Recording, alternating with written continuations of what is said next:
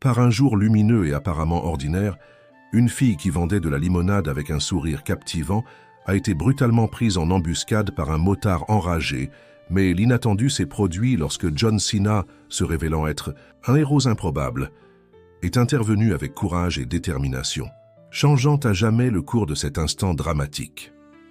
La première neige de l'hiver est tombée sur Millfield comme un secret, transformant la petite ville du Michigan en un paysage d'un blanc silencieux.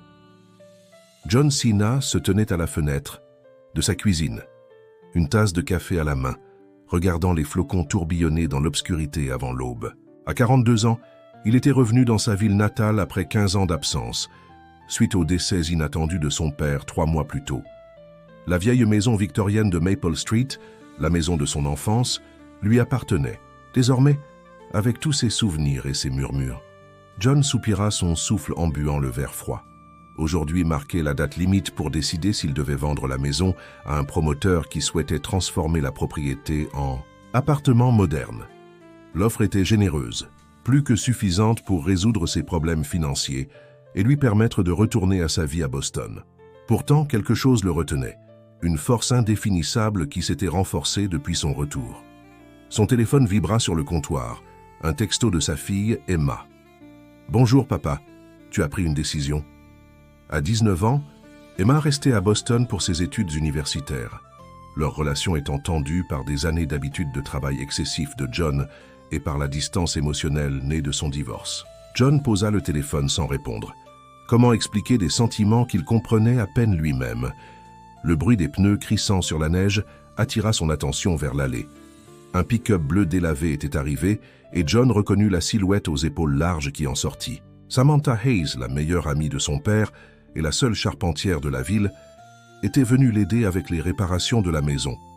À 45 ans, avec des cheveux argentés prématurément et des rides autour des yeux qui s'approfondissaient quand elle souriait, Sam se tenait avec la confiance tranquille de quelqu'un qui comprenait le langage du bois et des clous mieux que quiconque. Il ouvrit la porte avant qu'elle ne frappe, la trouvant en train de secouer la neige de ses bottes, son souffle visible dans l'air froid. « Tu es là tôt », dit-il en reculant pour la laisser entrer. Sam retira ses gants en cuir usé. « Je pensais que tu serais réveillé. Aujourd'hui c'est le grand jour, non ?» Sa voix portait cette légère roqueur que John s'était mise à écouter quand elle n'était pas là. « C'est bien le cas, » répondit-il, se retournant vers la cuisine pour cacher le conflit dans son expression. « Le café est prêt. » Alors qu'il lui servait une tasse, John sentit le poids des heures à venir peser sur lui. Au-delà de la décision pratique concernant la maison, se cachèrent des questions plus profondes qu'il évitait depuis son retour. De quoi fuyait-il? Que cherchait-il? Et pourquoi avait-il l'impression que les réponses étaient en quelque sorte enfouies dans ces murs qui avaient été témoins de toute son enfance et qui semblaient désormais l'appeler à la maison? John guida Sam dans le bureau, le sanctuaire de son père, où des boîtes de vieilles photographies et de papiers attendaient encore d'être triées. La pièce sentait les livres reliés en cuir et la subtile odeur du tabac à pipe de Twensetster, son père qui persistait même plusieurs mois après son départ. La lumière du matin filtrait à travers la fenêtre vitrail que sa mère avait installée des années auparavant, projetant des motifs colorés sur le plancher en bois. « Je dois finir de cataloguer ces papiers de recherche », dit John en désignant les piles sur le massif bureau en chêne. Son père, le professeur James Cena, avait été l'historien officieux de la ville, documentant le parcours de Millfield, du boom du bois à une quasi-ville fantôme jusqu'à sa renaissance actuelle en havre d'artiste. Sam posa son café et saisit une vieille photographie dans la pile. « Tu te souviens de ce jour ?» demanda-t-elle en lui tendant l'image. Le souffle de John se coupa. La photo montrait 3 adolescents sur l'ancien pont couvert de la ville. Lui à 17 ans, Sam, et son meilleur ami Daniel.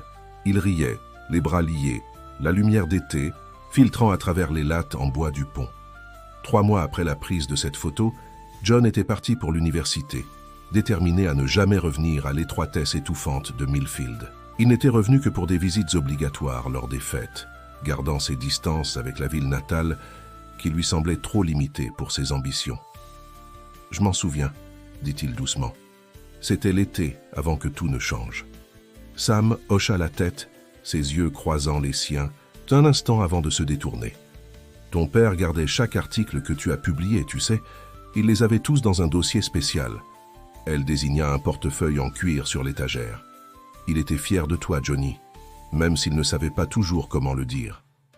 Le surnom, que seul son père et Sam avaient jamais utilisé, lui envoya une vague d'émotion inattendue. John se détourna, se consacrant à l'organisation des papiers. « Nous avions nos différends, dit-il d'une voix tendue. Il n'a jamais compris pourquoi j'avais besoin de partir. Peut-être comprenait-il plus que tu ne le penses, murmura Sam d'une voix basse. Les gens peuvent te surprendre de cette manière. Un coup à la porte interrompit leur conversation. Par la fenêtre, John vit une voiture noire élégante garée à côté du vieux pick-up de Sam. Un contraste saisissant qui semblait illustrer parfaitement le carrefour où il se trouvait. « Ce doit être Richard Kent », dit-il en redressant son pull. Le promoteur. L'expression de Sam changea presque imperceptiblement. « Je vais commencer par réparer cette rampe d'escalier qui se détache à l'étage afin de te laisser un peu d'intimité, dit-elle, en se dirigeant vers l'escalier, outils en main. Alors, qu'elle montait, John l'appela. « Sam, qu'est-ce que tu ferais à ma place ?» Elle s'arrêta, une main posée sur le balustre sculpté que son arrière-grand-père avait installé en 1897. « Je pense, répondit-elle avec soin, que certaines décisions doivent de se prendre avec plus que la seule tête. » Puis elle continua son ascension, ses pas se mêlant au léger grincement du vieux bois de la maison. Richard Kent était exactement comme John l'avait imaginé, soigné, efficace et armé de documents révisés qui augmentèrent son offre. De 15%. Le marché ne fait qu'exploser à Millfield, expliqua Kent en dépliant des rendus architecturaux du projet sur la table de la cuisine. Ces appartements se vendront avant même d'être construits. John étudia les images, des appartements modernes aux lignes épurées là où se dressait maintenant sa maison familiale. Seul le grand chêne dans le jardin resterait comme atout pour le charme historique de la propriété. « Et qu'en est-il des archives de mon père ?» demanda-t-il. « La société historique ne peut en prendre qu'une quantité limitée. » Le sourire de Kent ne faillit pas.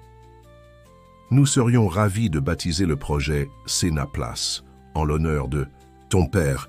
Peut-être pourrions-nous exposer quelques photographies dans le hall d'entrée. » La suggestion sonna creuse aux oreilles de John, réduisant la passion de toute une vie de son père à de la simple décoration. Il se retrouva à regarder par la porte de la cuisine vers l'horloge grand-père de son père qui se dressait dans le couloir, son tic-tac régulier marquant le passage du temps comme il l'avait fait pendant des générations. « J'ai besoin d'y réfléchir, » dit-il enfin. « Juste jusqu'à demain. » Kent sembla déçu mais se ressaisit rapidement. « Bien sûr, mais souviens-toi, John, les biens comme celui-ci sont chargés d'émotions. Il est facile de se laisser submerger par la sentimentalité. Parfois, la chose la plus bienveillante que nous puissions faire pour nous-mêmes est de laisser aller le passé. » Il rassembla ses documents, laissant le contrat sur la table. « Appelle-moi quand tu seras prêt à signer. » Après lui avoir fait ses adieux, John monta à l'étage, suivant les bruits de l'activité de Sam. Il la trouva agenouillée, près de la rampe, remplaçant soigneusement un balustre qui s'était détaché. « Alors, comment ça s'est passé ?» demanda-t-elle sans lever les yeux de son travail. « Il a augmenté l'offre, » répondit John en s'appuyant contre le mur, observant ses mains travailler avec une précision habituelle. « Et m'a fait un sermon sur la sentimentalité. » Sam, ris doucement. Ça te ressemble bien. Est-ce que tout cela n'est qu'une question de sentimentalité? Me comporter de manière irrationnelle à propos d'une vieille maison? Sam posa ses outils et se leva, essuyant la poussière de ses mains. Quand ton père est tombé malade, il m'avait demandé de veiller sur la maison jusqu'à ton retour. Pas si, jusqu'à ce que... Il croyait que tu finirais par revenir un jour. John ressentit un pincement de culpabilité. Il avait été si absorbé par sa vie à Boston que ses visites étaient devenues de plus en plus rares. Au moment où son père fut diagnostiqué d'un cancer, la maladie avait progressé trop vite. Il était à peine revenu à temps pour dire adieu. « J'aurais dû revenir plus tôt, murmura-t-il. Sam secoua la tête. Il comprenait. James était fier de ce que tu avais accompli pour toi-même. Elle hésita un instant. « Il y a quelque chose que je voulais te montrer. Dans le grenier. » La curiosité éveillée, John la suivit dans l'escalier étroit menant au grenier, un espace qu'il avait évité pendant son séjour. L'air y était plus froid, les particules de poussière dansant dans les rayons de lumière filtrant par les fenêtres lucarnes. Sam le guida jusqu'à un vieux coffre à bagages dans un coin.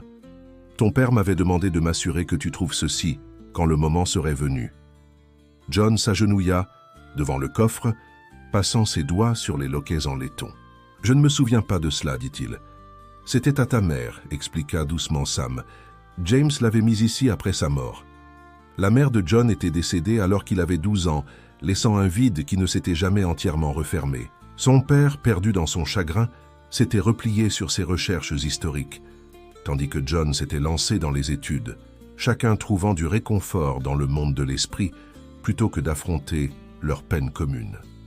C'était un schéma que John avait inconsciemment répété à l'âge adulte, s'enfermant dans le travail après son divorce au lieu de traiter la douleur. Avec des mains légèrement tremblantes, John ouvrit le coffre.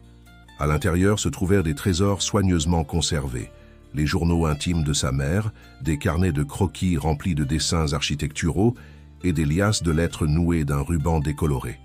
En dessous se trouvait un portefeuille en cuir contenant des plans détaillés pour rénover leur maison victorienne, des rêves que sa mère n'avait jamais eu l'occasion de réaliser.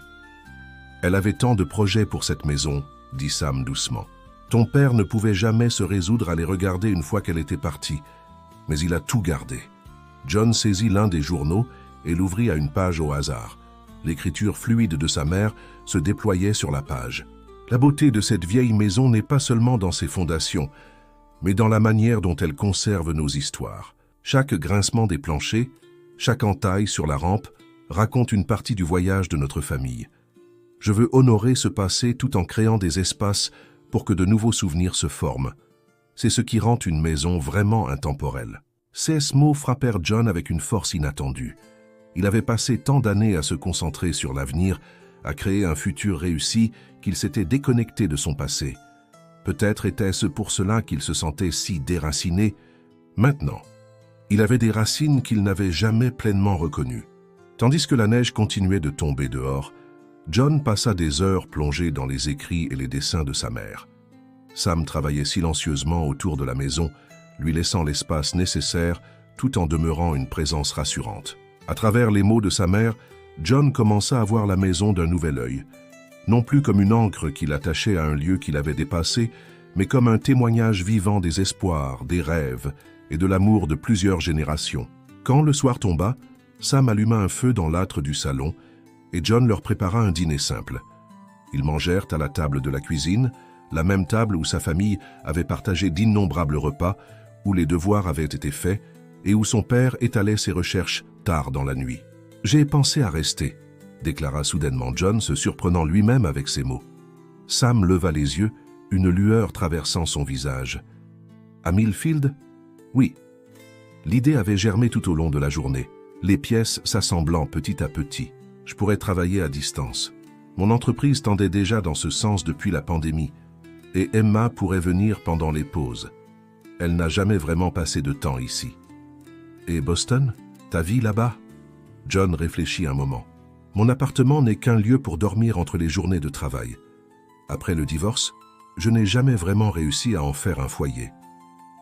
Il passa son doigt sur le grain du bois de la table. Quand mon père est mort, je me suis senti déraciné, comme si je flottais depuis des années sans m'en rendre compte. Sam resta silencieuse un instant. Rester ne signifie pas renoncer à tout ce que tu as construit, Johnny. Cela peut vouloir dire construire quelque chose de nouveau sur une fondation déjà existante. Lorsque la nuit tomba, la neige dehors s'épaississait, le vent se levant pour créer des tourbillons fantomatiques qui dansaient devant les fenêtres. John se tenait aux portes vitrées menant à la véranda arrière, regardant les branches du chêne se balancer sous leur charge blanche. « La tempête empire, » dit Sam en venant se tenir à côté de lui. « Je devrais partir avant que les routes ne deviennent impraticables. » John se tourna vers elle, prenant une décision. « Reste, s'il te plaît, il y a quelque chose que je veux te montrer demain matin. » L'aube se leva claire et éclatante après la tempête, la lumière transformant le paysage enneigé en une mer de diamants. John se réveilla tôt, poussé par un sentiment de détermination qui le fit descendre avant même que le soleil ne soit complètement levé. Il alluma un feu, prépara du café et étala les plans de rénovation de sa mère sur la table de la salle à manger, aux côtés de ses propres esquisses rapides. Lorsque Sam descendit, encore ébouriffé de son sommeil, dans la chambre d'amis, elle le trouva entouré de papiers, ses cheveux sombres retenus en arrière, ses yeux brillants d'excitation. « Elle est passée la moitié de la nuit debout », déclara-t-il sans préambule. « Regarde ça !» Sam accepta le café qu'il lui tendait et examina les plans. « Ce sont les dessins de ta mère, mais tu les as modifiés. » John acquiesça avec empressement. « Je pense que c'est pour ça que je n'ai pas pu signer ces papiers. Ma mère voyait le potentiel de cet endroit non seulement comme une maison, mais comme quelque chose de plus. » Il pointa ses esquisses. « Le rez-de-chaussée pourrait être transformé en un petit musée historique exposant les archives de mon père. L'ancienne écurie pourrait devenir un centre de recherche ou un espace communautaire. Et à l'étage ?» demanda Sam. « Toujours une maison, ma maison. » Les mots sonnaient juste à ses oreilles. « Et il y a autre chose.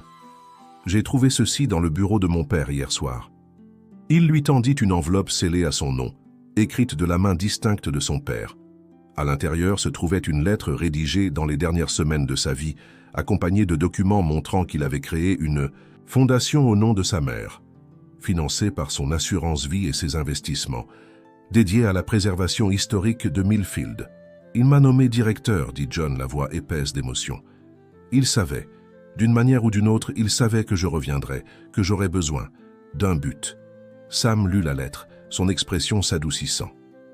Ton père jouait toujours sur le long terme, même jusqu'à la fin. Dehors, le bruit d'une voiture se garant dans l'allée interrompit ce moment. Par la fenêtre, John vit Richard Kent sortir de son véhicule, une mallette à la main, venu chercher sa décision et, vraisemblablement, sa signature. « J'ai besoin de lui parler », dit-il, rassemblant son courage. Sam tendit la main, recouvrant brièvement la sienne. « Quoi que tu décides, Johnny, je suis là. » Cette simple promesse, exempte de toute pression ou attente, le remplit d'une certitude qu'il n'avait pas ressentie depuis des années. John redressa les épaules et alla ouvrir la porte. Kent l'accueillit avec un sourire confiant qui vacilla légèrement face à son expression. « Bonjour, John. Magnifique journée après la tempête. J'espère que tu as eu le temps de considérer mon offre ?»« Je l'ai fait, » répondit-il en l'invitant à entrer, sans lui proposer de prendre son manteau. « Et j'ai bien peur de ne pas pouvoir l'accepter. » La maîtrise habituelle de Kent se fissura un instant. « Peut-être devrions-nous en discuter davantage. Je comprends ton attachement à la propriété, mais... » « Ce n'est pas qu'une question d'attachement, » interrompit John en le conduisant dans la salle à manger où ses plans étaient exposés. « Cette maison a un avenir différent. » Il exposa sa vision pour le centre historique Sénat et Musée, observant l'expression de Kent passer de la confusion au calcul. « C'est un projet ambitieux, » finit par dire Kent. « Mais tu comprends sûrement la réalité financière. Les coûts de rénovation seraient considérables, sans parler des frais d'entretien et de personnel. » « Je comprends les défis, » répondit calmement John, « mais j'ai aussi des ressources dont tu n'as pas connaissance, y compris une fondation créée spécifiquement pour cet objectif. » Kent l'observa longuement, semblant reconnaître la détermination dans sa posture. « Eh bien, dit-il enfin en refermant brusquement sa mallette, je vois que ta décision est prise. Si jamais tes plans venaient à échouer, mon offre restera valable pendant 60 jours. » Après son départ, John retrouva Sam dans le bureau en train d'organiser soigneusement les notes de recherche de son père. Elle leva les yeux à son entrée, question dans le regard. « C'est fait, » dit-il en s'appuyant dans l'encadrement de la porte. « Je reste. » Sam hocha la tête, un sourire lent se répandant sur son visage. « Je n'en ai jamais douté, » murmura-t-elle. « Menteur, » plaisanta-t-il, se sentant plus léger qu'il ne l'avait été depuis des mois, peut-être des années. Elle posa les papiers et s'approcha de lui. Pas sur les choses importantes. L'histoire non dite entre eux flottait dans l'air, l'été avant son départ pour l'université, lorsque leur amitié avait frôlé quelque chose de plus, les chemins qui s'étaient séparés, les années passées avec seulement une conscience périphérique de la vie de l'autre. « Sam, commença-t-il, quand j'ai quitté Millfield. Tu as fait ce que tu devais faire, la compléta-t-elle. Nous avons tous nos parcours, Johnny. Et maintenant, mon parcours m'a ramené ici, dit-il doucement. Elle tendit la main, effleurant hésitante. Une mèche de cheveux sur son visage, ses doigts effleurant sa joue un instant. « Bienvenue chez toi ». Ce simple geste et ces mots firent éclater en lui quelque chose. Des années de murs soigneusement construits s'effondrant en un instant. John s'avança dans son étreinte, se laissant envahir par le poids du retour. Le chagrin de son père, la reconnexion avec son passé et l'espoir timide d'un futur qu'il n'aurait jamais imaginé possible. Dehors, le soleil d'hiver montait. Plus haut, sa lumière traversant le vitrail pour peindre la pièce de couleur qui semblait pulser d'une nouvelle vie. En ce moment de clarté, John comprit enfin ce qui le retenait à Millfield.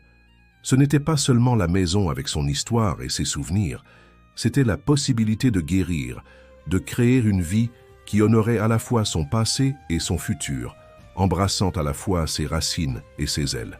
Le printemps arriva à Millfield dans un éclat de verre, transformant le paysage du monochrome hivernal en une toile de couleurs vibrantes. John se tenait sur la véranda arrière de la maison Sénat, sa maison, regardant les ouvriers installés, soigneusement la nouvelle enseigne à l'entrée de la propriété. Le centre Sénat pour l'histoire locale et la préservation. 6 mois s'étaient écoulés depuis sa décision de rester. Des mois remplis de planification, d'appels téléphoniques, de demandes de permis et de plus de café qu'il n'était raisonnable de consommer. La rénovation du rez-de-chaussée était presque terminée, mettant en valeur les archives de son père dans de magnifiques vitrines sur mesure que Sam avait fabriquées à la main. Derrière lui, le bruit de la porte moustiquaire s'ouvrant annonça l'arrivée d'Emma. Sa fille avait d'abord été sceptique quant à la décision de John, mais avait peu à peu adhéré à l'idée lors de ses visites du week-end depuis l'université. « Papa, les traiteurs demandent où installer l'espace pour la réception d'ouverture », dit Emma en se joignant à lui. John sourit, remarquant la décontraction dans la posture de sa fille qui n'était plus là depuis des mois. Leur relation avait commencé à se réparer de manière inattendue alors qu'ils travaillaient ensemble sur le centre. Les études de marketing d'Emma s'avérant précieuses pour promouvoir ce nouveau projet. « Je pense que ce sera dans le jardin, » répondit John. « Ton grand-père aurait aimé cela. » Emma hocha la tête, s'appuyant sur la rambarde de la véranda. « J'aurais aimé mieux le connaître, » dit-elle. « Moi aussi, » répondit John doucement. « Mais d'une certaine manière, je l'ai connu plus profondément à travers son travail que lorsqu'il était en vie. Peut-être est-ce aussi une part de son héritage. » De l'intérieur, on entendait les bruits des préparatifs finaux. Des bénévoles arrangeant les expositions, Sam dirigeant l'installation des dernières vitrines, la maire de la ville répétant son discours pour la cérémonie de coupure du ruban. La maison vibrait d'activité et de sens, exactement comme la mère de John l'avait imaginé dans ses journaux. Sam sortit de la maison, essuyant ses mains sur un chiffon. « Tout est prêt à l'intérieur », dit-elle, en venant se tenir de l'autre côté de John. Au fil des mois, leur relation avait évolué lentement, avec soin, tous deux conscients de l'histoire qu'ils portaient et du futur qu'ils construisaient. « Ça se concrétise vraiment, » dit John, regardant tour à tour Sam et Emma, sentant une vague de gratitude pour ce nouveau chapitre inattendu dans sa vie. Sam glissa sa main dans la sienne, un geste devenu familier et réconfortant. « Tu aurais jamais imaginé, quand tu es revenu pour les funérailles de ton père, que tu finirais ici. » John secoua la tête. « Jamais. Je pensais que je closais un chapitre. Je n'avais pas réalisé que j'en ouvrais un autre. » Emma jeta un regard à leurs mains enlacées et sourit, un petit signe d'acceptation grandissante de la place de Sam dans leur vie. « Je vais aider à l'intérieur, » dit-elle en donnant une petite tape sur l'épaule de John avant de regagner la maison. Seul sur la véranda, John se tourna vers Sam. « Merci, dit-il simplement, pour m'avoir aidé à voir ce qui était juste devant moi. » Elle sourit, les rides autour des yeux se plissant. « Tu as toujours su, Johnny. Il te fallait juste du temps pour t'en souvenir. » Alors qu'ils se tenaient ensemble sous le soleil printanier, John sentit les échos du passé se mêler à la promesse de l'avenir. Le poids qu'il avait porté si longtemps, le chagrin, les regrets, le sentiment de déconnexion, s'était transformé en quelque chose d'autre. Quelque chose de plus léger, mais aussi de plus substantiel. Une vie ancrée à la fois dans la mémoire et dans la possibilité. La vieille maison victorienne se dressait derrière eux, non plus seulement comme un réceptacle du passé, mais comme un pont vers l'avenir. Ces pièces à nouveau remplies de conversations, de rires et de sens. John était revenu à Millfield en pensant n'accomplir qu'une obligation, sans s'attendre à se retrouver lui-même dans le processus. Certaines trajectoires comprit-il alors, ne concerne pas le départ ou l'arrivée, mais la reconnaissance du moment où l'on se trouve exactement là où il faut être.